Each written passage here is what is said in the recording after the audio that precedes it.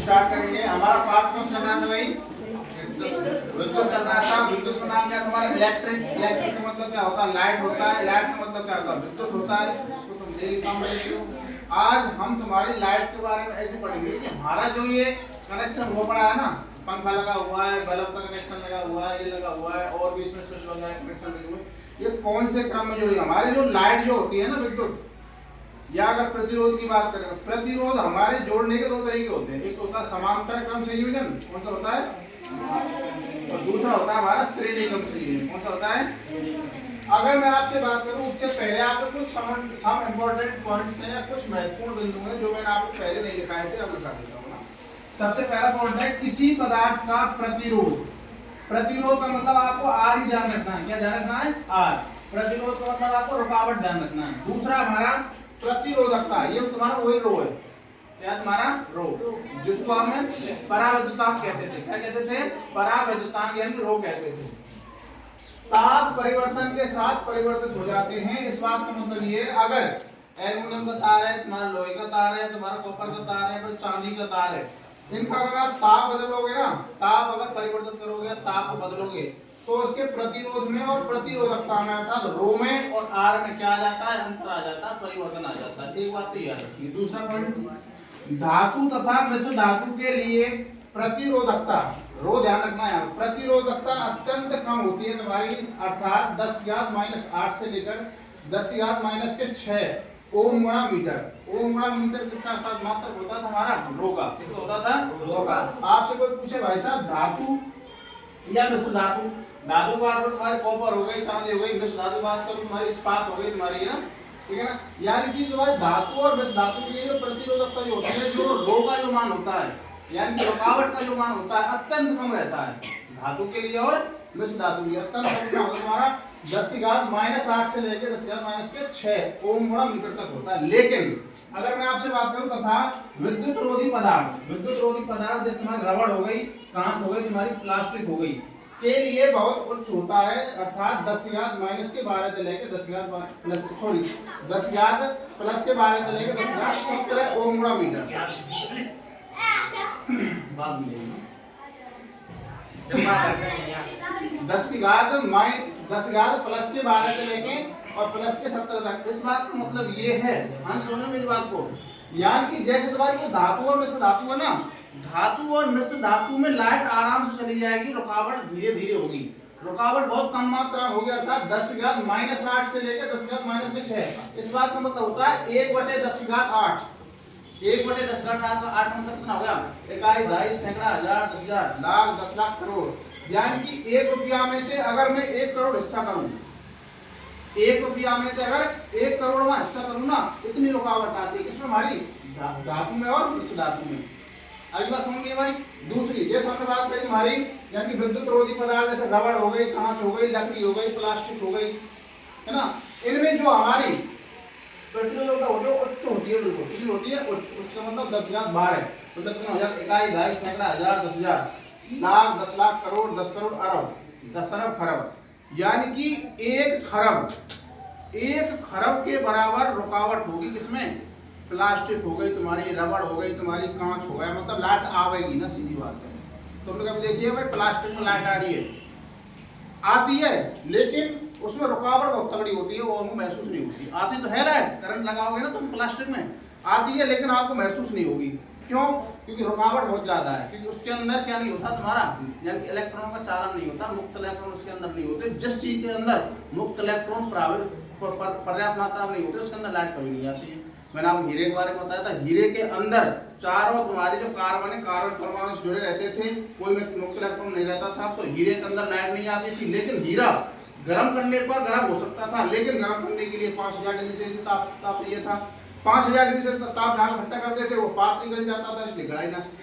दूसरा तुम्हारा graphite, graphite में क्या होता था? तुम्हारा 3 जुड़े रहते थे, एक खाली रहता था, एक मुक्त इलेक्ट्रॉन रहता था। उस मुक्त इलेक्ट्रॉन की वजह से जो तुम्हारा क्या था? ग्रेफाइट, ग्रेफाइट क्या आती थी? लाइट आती थी, अच्छा विद्युत क्या रहता था? तुम्हारा स्वागत होता था। अब देखो मैं आपको बताना चाह रहा हूँ रबड़, कांच और प्लास्टिक के बारे में। किसके बारे में बताना चाह रहा हूँ? रबड़ और कांच और प्लास्टिक जो है हमारी, एक यहाँ पर प्लास्टिक को ले सकते हो, एक्चुअल में कहानी क्या है कि मैं अगर आपसे बात करूं, ये हमारे बहुलक के प्रकार है। किसके प्रकार है? बहुलक। अगर मैं आपसे देसी भाषा में बात करूं ना, दो प्रकार के रहते हैं। कितने प्रकार के रहते हैं?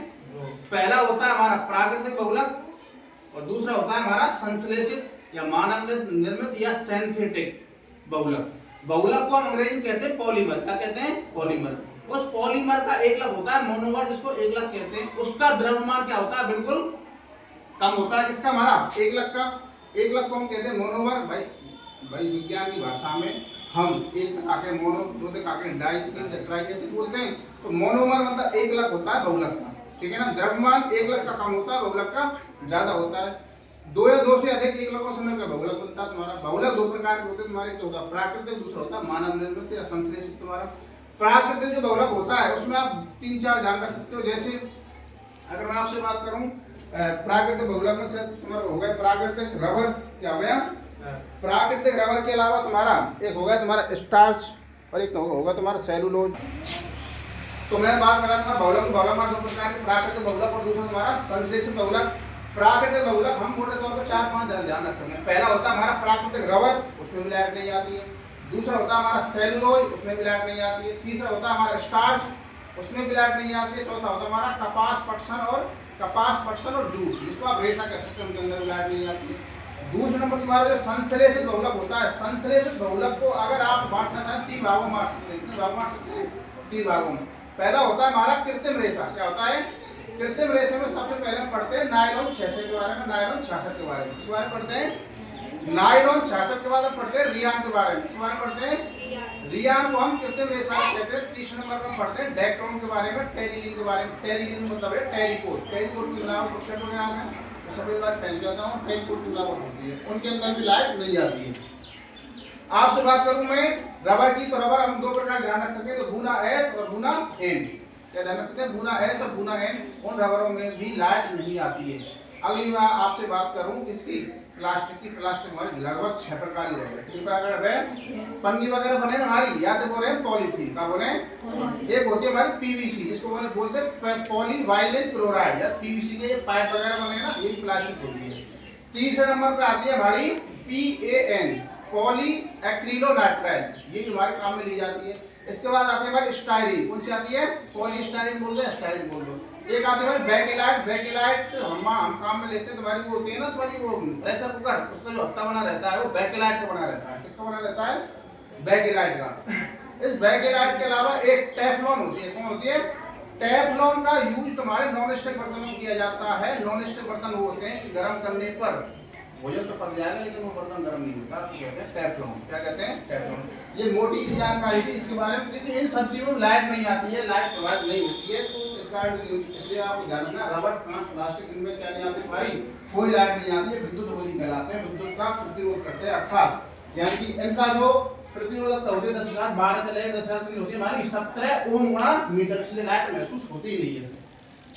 आगे बात करते हैं हमारे विद्युत बल्बों के तंतुओं के निर्माण में एकमात्र धातु। थॉमस अल्वा एडिसन ने सबसे ज्यादा समय यही लगाया। थॉमस अल्वा एडिसन ने पूरा सौर जीवन निकाल दियो कैसे 99 में कि टंगस्टन नाम की धातु को लेने पर ही लट्टू में गूंज के रूप में लगावे पे, लट्टू जो रहे मारो हम गूंज जो रहे काई रहेगा भाई टंगस्टन की, उस टंगस्टन की पता लगाने टंगस्टन लगाने पर ही लट्टू जो रहेगा, या बहुत समय लगाते हो तो आप ध्यान रख सकते हो।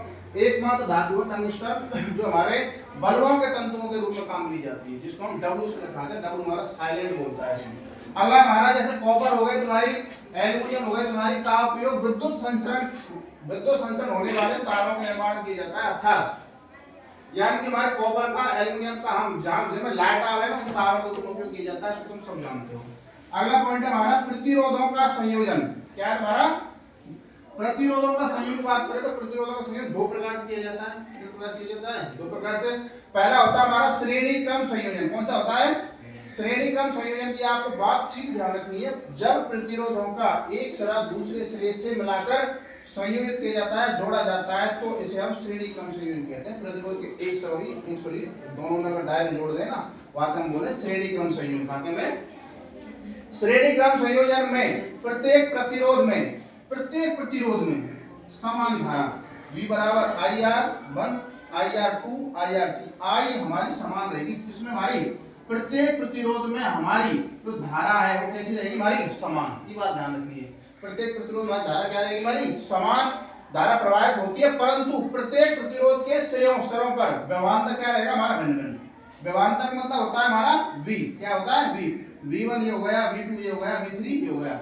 उसी की बात ध्यान, श्रेणी क्रम संयोजन में धारा तो रहेगा समान, धारा क्या होती है I V1 V2 V3 समान रहेगी, लेकिन व्यवहांतर V1 V2 V3 क्या रहेगा, हमारा अलग अलग होता है।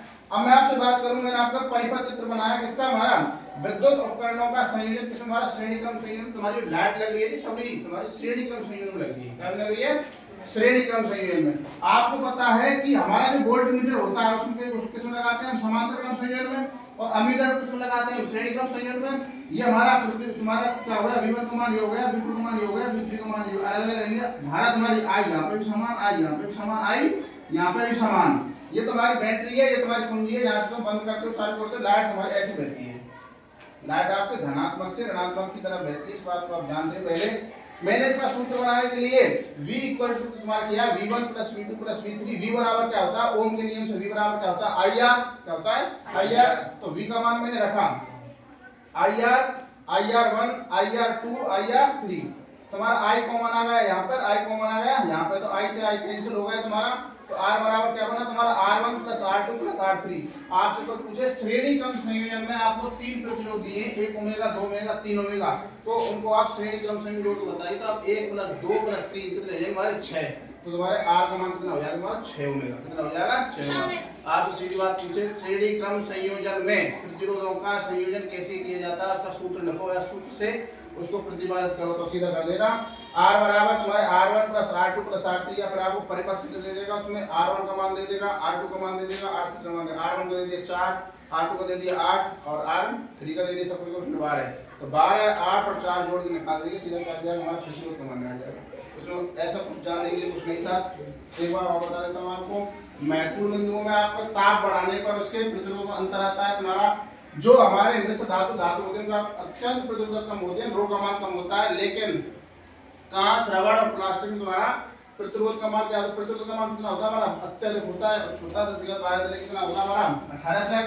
कॉपर और एल्युमिनियम को तार काम में लिया जाता है। ये संयोजन हमारा पहला होता है तुम्हारा श्रेणी क्रम संयोजन। श्रेणी क्रम संयोजन में जो हमारी धारा होती है वो समान होती है, व्यवहांतर हमारा भिन्न भिन्न होता है। परिपथ चित्र ये होता है तुम्हारा, सूत्र तुम्हारा ये होता है, V बराबर तुम्हारा क्या होता है IR होता है।